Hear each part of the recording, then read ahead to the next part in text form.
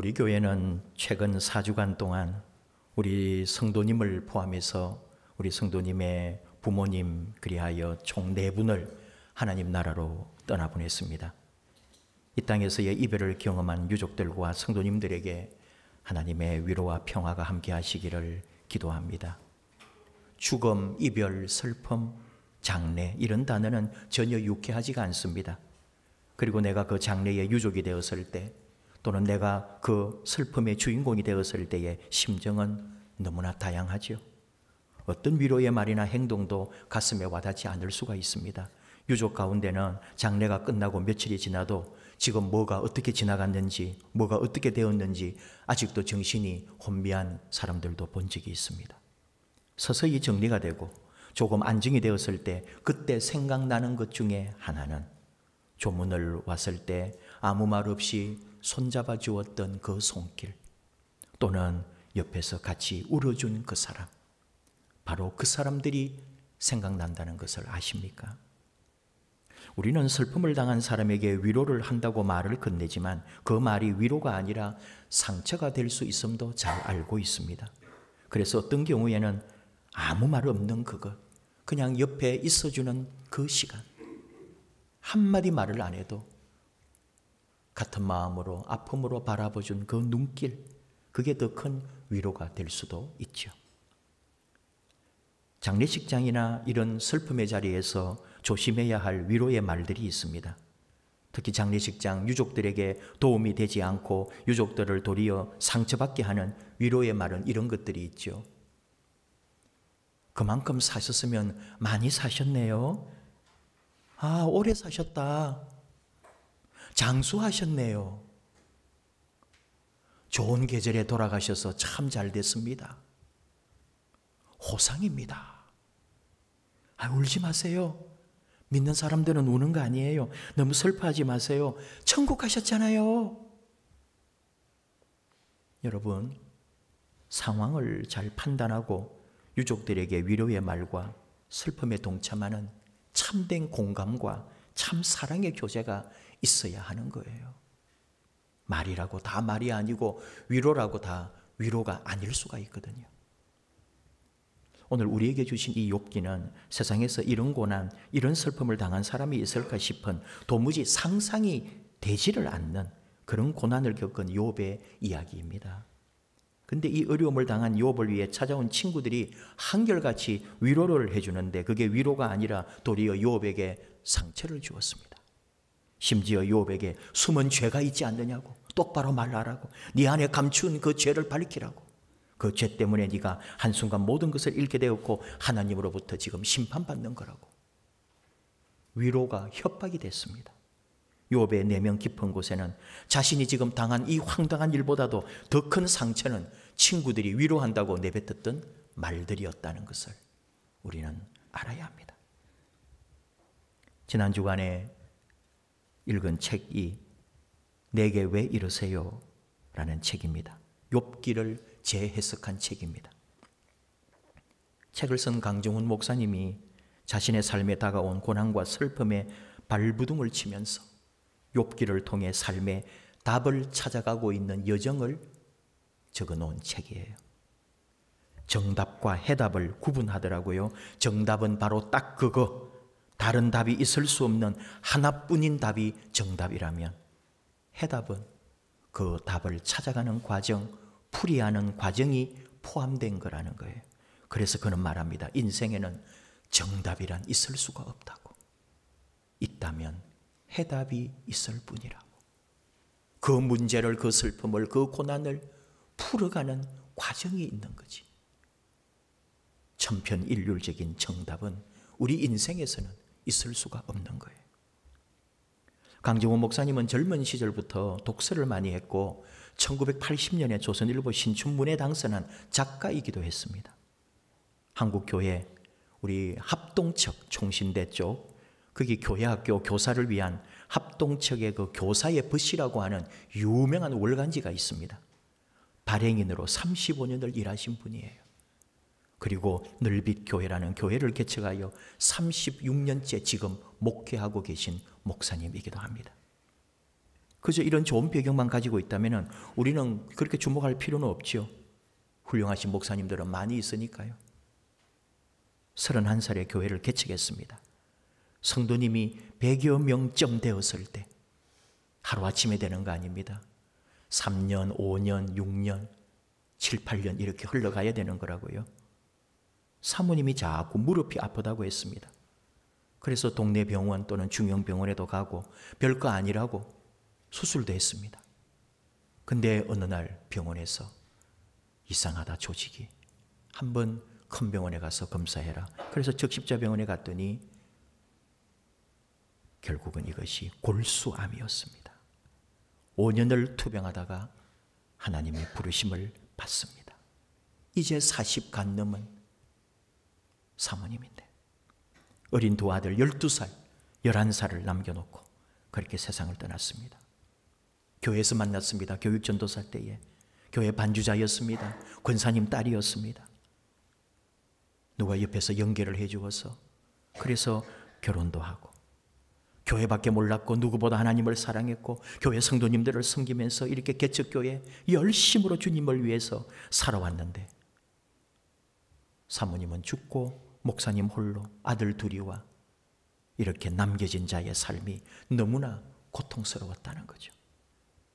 왜 나에게? 이 말이 왜 나오지 않겠습니까? 왜 나입니까?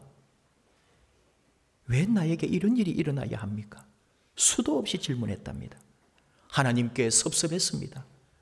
하나님이 이렇게 하실 줄은 몰랐습니다. 정말 20일 동안 금식 기도를 통해서 나을 수 있다는 확신과 소망까지 주시지 않았습니까? 그런데 기도 끝나고 바로 죽어버리니 굳이 나에게 이렇게 하셔야만 했습니까? 내게 왜 이러세요, 하나님? 슬픔이 분노가 되었습니다. 그날부터 지금까지 27년, 30년 가까이 됐어요. Why me? 왜 나입니까? 예전보다는 많이 색이 바래졌어요. 많이 빠졌죠. 그러나 이 질문이 지금도 마음 한구석에 풀리지 않는 숙제로 여전히 남아있대요. 모든 삶이 하나님의 절대 주권 아래 있다고 하지만은 문득 순간적으로 올라오는 섭섭한 감정을 어쩔 수가 없다는 겁니다. 그래서 왜 아무 죄도 없어 보이는 사람들이 고난을 겪는 것이냐고, 하나님이 살아계신다면 이런 일이 왜 일어나는 게 타당한지, 왜 착한 사람에게 나쁜 일이 일어나고 있는지 이 고민을 품고 아픈 사람들의 마음을 공감하면서 이 책을 썼고 조심스럽게 이 책을 세상에 내놓았습니다. 이 책은 정답이 아닙니다. 고난과 슬픔을 이겨낸 간증집이 아닙니다. 강정원 목사님 말합니다. 아팠던 사람이 지금 아픈 사람에게 조심스레 전하는 위로의 목소리라고요. 욥기를 통해 해답을 찾아가면서 문제를 풀어가는 과정을 우리들에게 담담하게 보여주고 있습니다. 그리고 우리에게 말합니다. 아직도 아프세요? 우리가 지금 가고 있는 이 길은 막혀있는 동굴이 아니라 가도 막히고 더 뚫어나갈 그런 곳이 없는 동굴이 아니라 지금 우리가 지나가는 길은 바로 앞에 찬란한 빛이 기다리는 터널을 지나고 있다고. 오늘 슬픔을 안고 살아가는 우리에게 그 빛을 바라보고 같이 걸어가자면서 한 줌 햇살 같은 위로를 전해주는 책이 내게 왜 이러세요? 하는 책입니다. 우리는 나름대로 고난을 얘기합니다. 그리고 고난을 말할 때는 욥을 떠올리기도 하지요. 정말 욥의 마음을 조금이라도 헤아리고 이해하고 우리가 욥을 말할까요? 할 때는 우리는 다시 한번 생각해야 합니다. 욥이 당한 이 고통은 사람이 당할 수 있는 고통의 한계를 넘어서 버렸습니다. 우리는 아무리 큰 고통을 당한다 해도 이런 고통을 당할 수는 없는 거예요. 욥의 고통이 얼마나 힘들었고 욥이 고통당할 때에 그 감정이 얼마나 격했는지를 욥기 7장 12절 이하의 세 번역으로 읽어봅니다. 왜 나를 이렇게 괴롭히고 감시하십니까? 사는 것도 싫고 나는 영원히 살지도 아니할 것입니다. 내 날들은 한숨 호흡이오니 내버려 두소서. 사람이 뭐 대단하다고 그렇게 소중히 여기십니까? 아침마다 살피시고 순간마다 시험하시는 이유가 무엇입니까? 왜 내게서 눈을 떼지 않으시고 침 삼킬 틈도 주지 않으십니까? 사람을 감시하시는 주님, 내가 무엇을 잘못했습니까? 왜 나를 표적으로 삼으십니까? 내가 당신께 무슨 짐이라도 되는 것입니까? 욥이 그렇게 울부짖습니다. 하나님 앞에 그 슬픔과 단식을 토로하면서 어쩌면 분노하고 있습니다. 욥의 심정, 욥이 당했던 고통, 하나님께 분노하면서 삿대질하는 그런 자리에까지 여러분 가보신 적이 있습니까? 우리는 욥기라고 하면은 참 그 아픔과 슬픔의 책임에도 불구하고 낭만적으로 이해해요.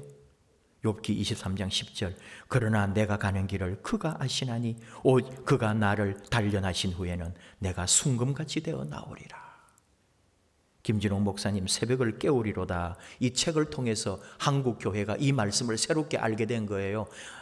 이미 알았고 좋아하는 사람도 있었겠지만 1980년대 새벽을 깨우리로다 이 책이 나오면서 온 기독교인들에게 베스트셀러가 되고, 김진홍 목사님이 말했던 시편 57편의 새벽을 깨우리로다와 함께 바로 그 책에 나온 욥기 23장 10절 이 말씀이 우리 한국 교회의 대표 말씀처럼, 나의 가는 길 오직 그가 아시나니 내가 정금같이, 옛날 성경은 정금이라 그랬죠, 내가 순금같이 되어 나오리라. 정말 대단한 말씀이다, 좋다 그랬죠. 그리고 이제 또 욥기 중에 우리가 좋아하고 또 감동했던 말씀은 1장 21절, 내가 모태에서 알몸으로 나와 싸운 적 또한 알몸이 그리로 돌아가올지라. 주신 이도 여호와시오 거두신 이도 여호와시오니 여호와의 이름이 찬송을 받으실지니이다. 정말 멋지다, 말이 너무 대단하다 하면서 감탄했죠. 우리도 그래야지. 알몸으로 온 인생, 알몸으로 돌아갈 건데 뭘 그리 욕심을 부려, 그런 식으로 이해하고요. 그 다음에 주신 이도 여호와, 가져가시는 이도 여호와, 우리 하나님께 다 영광을 돌리자, 나름대로 이 말씀 붙들고 있었던 거예요. 그리고 진짜 힘들 때 욥기 24장 5절, 내가 주께 대하여 귀로 듣기만 하였사오나 이제는 눈으로 주를 배옵나이다. 정말이다 하면서 내 나름대로 아픔 속에, 고통 속에 기도하면서 이 욥의 고백을 내 고백처럼 한 적이 있지요. 그러나 우리가 정말 욥의 고통만큼 그런 고통을 당해봤겠냐고요. 근데 여러분, 우리 성도님들 중에는 그런 고통을 겪어보신 분들이 있습니다. 말로 할 수 없는, 그때 우리가 위로한답시고 위로했겠지만 그 위로가 하나도 귀에 들어오지 않았다는 것을 또 알고 있습니까? 그냥 같이 있어주는 것만으로도, 같이 울어주는 것만으로도 위로가 됐는데 우리는 뭘 위로한답시고 말을 했는데 그 말이 도로 상처가 됐다니까요. 옛날에는 여러분 왜 울지 못하게 했을까요? 저도 어릴 때 울면은, 남자는 울면 안 된다고, 울지 말라고 그렇게 가르침 받았고 그렇게 강요당하기도 했습니다. 너무 울고 싶었는데, 한번 울었으면 좋겠는데 울면 안 된다고 했기 때문에 울지를 못했어요. 그랬더니 그게 상처가 됐습니다. 내 안에 응어리가 되어서 아직도 풀리지 않은 내 안에 상처로 남아있거든요. 여러분, 울어야 되는 거예요. 왜 울면 안 돼요?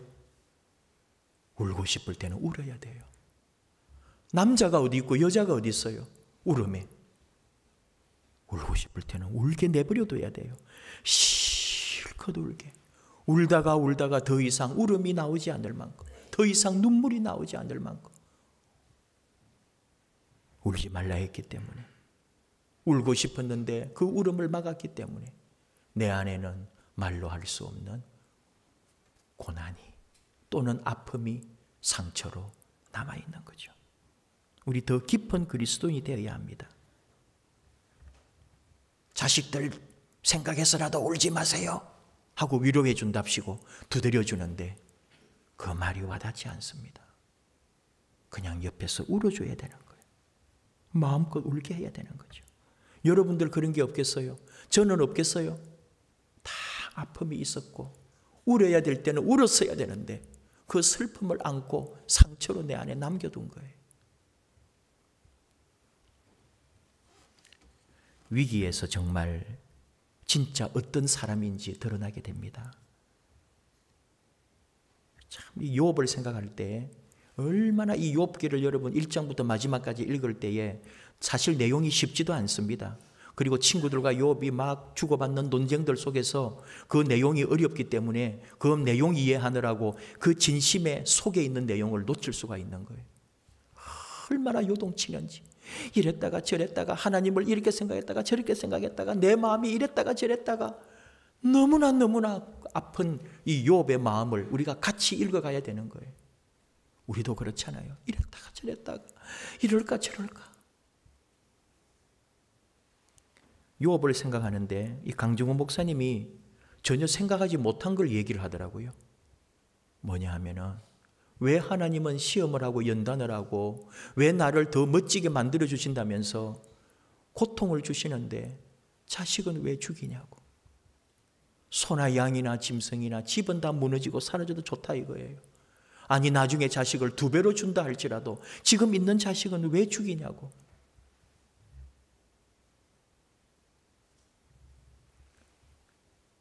강정호 목사님은 얼마나 그 고통 속에 욥기를 묵상했는지 이렇게까지 생각을 했더라고요. 욥이 나중에 다시 아들, 딸을 다 얻었지만 그 젊은 시절에 키웠고 얻었던 그 아이들, 죽은 아이들이 생각나지 않았을까? 우리는 그 생각 안 해봤을 거예요. 부모는 그 옛날, 지금은 자식을 배로 주고 재산을 몇 배로 준다 해도 내가 정말 그 옛날에 잃어버렸던 그 자식은 가슴에 그대로 남아 있었을 거다. 왜 하나님은 욥을 그렇게 시험하셨는가? 자기가 아파 보니까, 자기가 힘들어 보니까, 자기가 슬픔 속에 부르짖다 보니까 그것까지 생각이 되는 거예요. 제가 늘비교회 홈페이지를 가봤습니다. 목사님 설교도 여러 개 들어보고 지금은 어떻게 변했는지 어떤 분이신지 몰랐으니까 그 5학년 4학년 애 아들 둘이 키우면서 지금까지 거의 30년 동안 그렇게 여러분 한 교회에서 목회하면서 살아온다는 게 쉬울까요? 교회를 거기 소개를 뭐라 했냐면은 친정집 같은 교회, 늘비교회 이렇게 했습니다. 친정집 같대요. 친정엄마 품에 안기가 같은 교회. 여러분 친정에 갔을 때의 느낌이 있어요. 이미 친정어머니 돌아가셨다면 얼마나 그리워요. 그리고 지금 친정어머니가 있다면 이거보다 더 좋은 일이 어디 있을까요? 힘들고 어렵고 아프고 심지어 내가 죄를 지었다 해도 우리 친정엄마는 나를 품어줄 건데, 나를 안아줄 건데, 나를 용서해 줄 건데. 이게 친정엄마, 친정집이잖아요. 교회가 친정집 같은 교회라고 하는 순간에 이 목사님이 만난 하나님이 바로 이런 하나님이구나. 홀로 2 아들 키우면서 온갖 세상에 말할 수 없는 뭔가 손가락질과 그런 것을 다 느끼면서 그 어려운 시간을 보내오신 목사님이 교회는 친정 같다고. 우리 하나님은 친정 어머니 같은 하나님이라고. 참 행복한 교회구나. 우리 교회가 그런 교회여야 할 텐데. 그리고 이분은 천국에 대한 소망을 품고 사는 거예요. 천국에서 만날 것을. 그거 없으면 못 사는 거예요. 천국에서 천국이 집 같고 천국이 얼마나 가깝고 천국이 내 손에 잡히는 듯 하다는 거예요. 왜? 사랑하는 사람을 거기 가서 만날 거니까. 그러면서 자신뿐만 아니라 리그 워렌 목사님 아들이 권총 자살을 했잖아요. 그 고통 속에 아버지가 기도하고 부르짖었던 것. 최근에 이동원 목사님 아드님이 미국에서 죽었죠. 그 아들을, 다 키워놓은 아들을 죽음 앞에 내놓고 기도하고 생각했던 이동원 목사님이나, 옛날에 또 한번 소개했던데 저 박완서 작가, 그 20몇 살 서울대 의대 다니던 아들이 죽었죠. 그때 그 어머니의 눈물, 고통, 정말 말로 할 수가 없는 그 고난 속에서 하나님 제발 한 말씀만 해주세요. 다들 왜 나에게 이런 일이, 왜 내가 이런 일을 당합니까? 하면서 모두가 다 그렇게 부르짖었더라고요. 이동훈 목사님 뭐라 했을까요? 답이 있는 게 아니에요. 아직도 답을 모르겠대요. 수십 년 목회를 했고 성공적 목회를 했다 했고, 대한민국이 아니라 침례교 세계교회에도 유명한 그 이동훈 목사님이 아들의 죽음 앞에서 인생의 답을, 신앙의 답을 모르겠다고.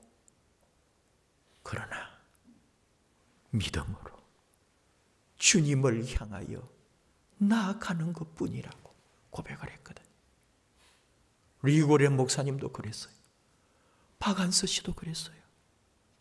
아무 말이 없으신 하나님, 아들을 왜 데려갔냐고, 내게 왜 이런 일이 일어났냐고 1년 동안 한 말씀만 해달라고 그렇게 부르짖었는데도 하나님은 한마디 답이 없더라는 거예요. 그리고 그가 깨달았다는 거죠. 하나님은 1년 동안 내 하소연과 부르짖음을 들어주셨구나. 내 곁에 계셨던 하나님, 당신으로 인하여 감사합니다. 이것이 얼마나 고마운지, 이것이 박완서 작가의 고백이었어요. 누구나 다 하나님을 깊이 만나고 슬픔과 고난, 말로는 할 수 없는 아픔을 경험한 이들이 다 똑같이 고백하는 말이, 답은 모르지만 주님을 향하여 오늘도 이 믿음의 길을 걸어갈 뿐이라고. 인생 정답이 있습니까? 신앙의 정답이 있습니까? 전들 목사라고 설교한다고 목회 이제 한 20년, 20, 30년 했다고 뭐 답을 제시할 수 있을까요? 아니요. 답을 모르겠어요. 인생의 답 모르겠어요. 그러나 주님을 바라보고 걸어갈 뿐입니다. 우리 주 예수님이 나의 주님, 나의 사랑, 나의 모든 것, 주님이 계시다면 그 길을 묵묵히 따라갈 뿐입니다. 오늘 욥을 통해서 우리에게 주신 말씀이에요. 욥이 지금 몸부림치면서 친구들과 논쟁하면서 하나님 앞에서 발부둥 치면서 했던 고백이 나왔어요. 이 욥기가 소중한 것 중에 하나가 바로 부활의 주 예수 그리스도를 예언하고 말해주고 있기 때문입니다. 그 말씀이 바로 오늘 욥기 19장 25절이죠. 내가 알기에는 나의 대속자가 살아계시니 마침내 그가 땅 위에 서실 것이라. 내 가죽이 벗김을 당한 뒤에도 내가 육체 밖에서 하나님을 보리라.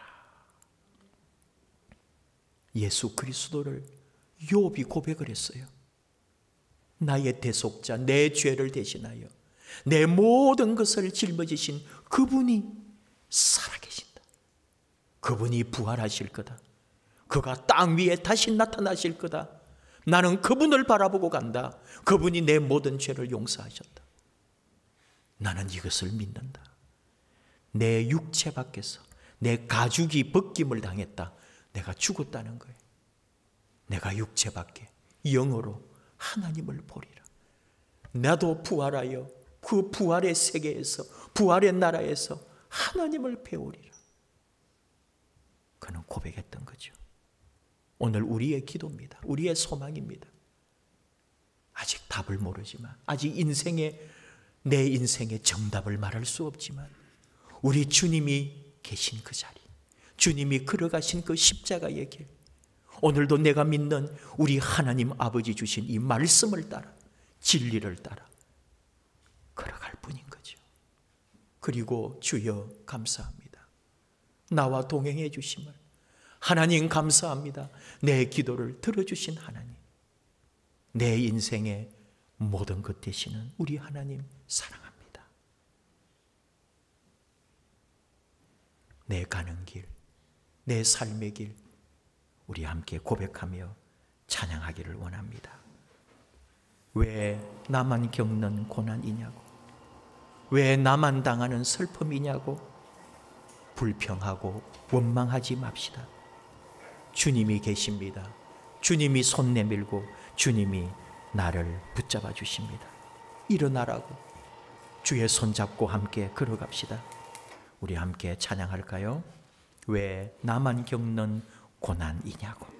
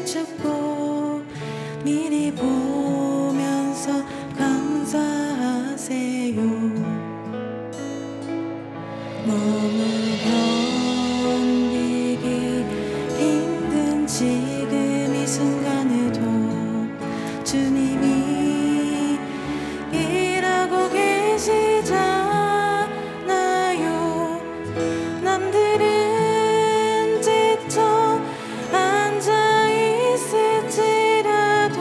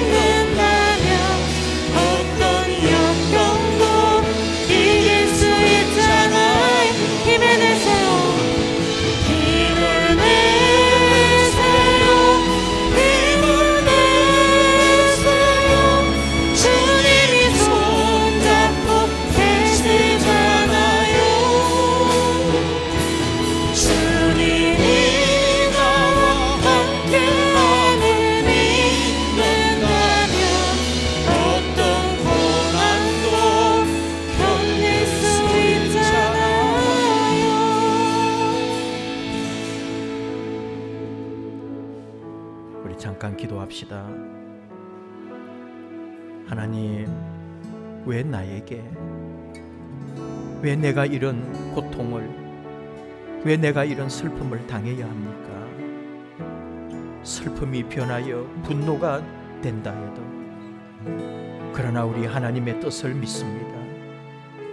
고난은 견뎌내는 것, 주님과 함께 주의 손잡고 이겨내는 것. 답이 없어도, 하나님 아무 말씀하지 않으셔도 우리 하나님이 곁에 계신 것만으로 얼마나 고마운지, 하나님께서 내 기도를 들어주고 계시다는 것만으로 우리 하나님만으로 감사합니다. 답은 모르지만 믿음으로 앞으로 나아갑니다. 주님이 열어놓으신 그 빛의 길을 바라보면서 우리 함께 기도합시다. 주여, 내 인생, 내 삶 우리 하나님 책임지시고 나를 인도해 주옵소서. 힘들고 어려운 이 모든 것 아버지 아시오니 우리 아버지가 다 지나게 하여 주옵소서. 아버지를 믿습니다. 우리 주님을 믿습니다. 주의 손 잡아 주옵소서. 낙심하고 불평하고 원망하지 말고 우리 주님 은혜로 다시 일어날 줄 믿사오니 우리를 붙잡아 주옵소서. 우리 주여 부르며 주여 도와주옵소서. 함께 기도하겠습니다. 주여,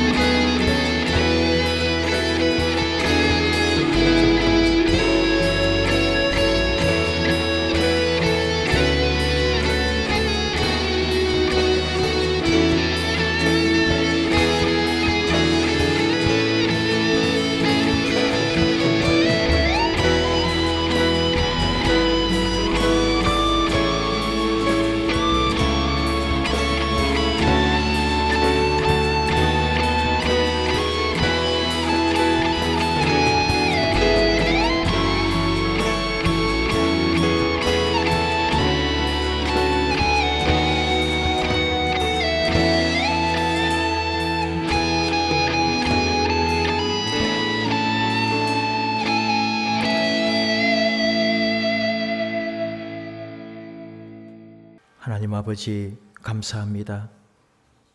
힘들고 어려운 세상살이, 또 전 세계적으로 코로나로 인하여 고통받는 이 인류, 우리 가정, 우리 일터, 우리 삶, 모든 것 하나 편안할 리 없지만 우리 하나님 계셔서 감사합니다.